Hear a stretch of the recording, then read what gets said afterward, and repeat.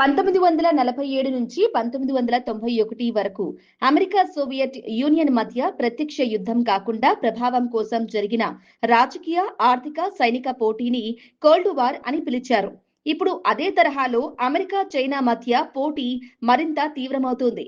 తేడా ఏమిటంటే ఈసారి ఆయుధాలతో పాటు చిప్స్, ఏఐ, డేటా, అరుదైన ఖనిజాలు సరఫరా గొలుసు కూడా యుద్ధంలో భాగమయ్యాయి. అమెరికా దృష్టిలో చైనా ప్రపంచంలో తన ప్రభావాన్ని వేగంగా విస్తరిస్తుంది. దక్షిణ చైనా సముద్రంలో సైనిక విస్తరణ, తైవాన్ పై ఒత్తిడి, బెల్ట్ అండ్ రోడ్ ఇనిషియేటివ్ ద్వారా మౌలిక వసతుల పెట్టుబడులు, ఏఐ, 5G, సెమీ కండక్టర్లలో భారీ పెట్టుబడులు ఇవన్నీ అమెరికాను అప్రమత్తం చేశాయి.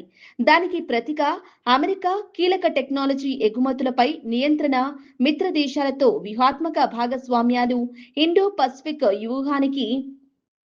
పసిఫిక్ వ్యూహానికి ప్రాధాన్యం వంటి చర్యలను వేగవంతం చేసింది. కొన్ని దేశాలు అమెరికాతో, మరికొన్ని దేశాలు చైనాతో ఆర్థిక, సాంకేతిక, భద్రతా భాగస్వామ్యాలను పెంచుతున్నాయి. అయితే చాలా దేశాలు ఒకే బ్లాక్ లో పూర్తిగా చేరకుండా తమ జాతీయ ప్రయోజనాలను దృష్టిలో ఉంచుకుని రెండు వైపులా సంబంధాలను కొనసాగిస్తున్నాయి. ఈ విధానాన్నే పలువురు స్ట్రాటజిక్ ఆటోనమీగా అభివర్ణిస్తున్నారు.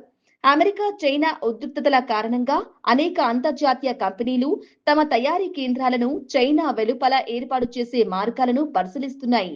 దీంతో భారత్కు తయారీ రంగంలో పెట్టుబడులు, ఎలక్ట్రానిక్స్ ఉత్పత్తి, సెమీ కండక్టర్ల రంగం, రక్షణ తయారీ, సరఫరా గొలుసుల్లో కీలక స్థానం వంటి అవకాశాలు పెరిగే అవకాశం ఉందని విశ్లేషకులు భావిస్తున్నారు. ప్రమాదాలు కూడా ఉన్నాయి, అయితే సవాళ్లు కూడా తక్కువ కావు. చైనా భారత్కు ప్రధాన వాణిజ్య భాగస్వామ్యుల్లో ఒకటి. అమెరికా కూడా కీలక వ్యూహాత్మక భాగస్వామి.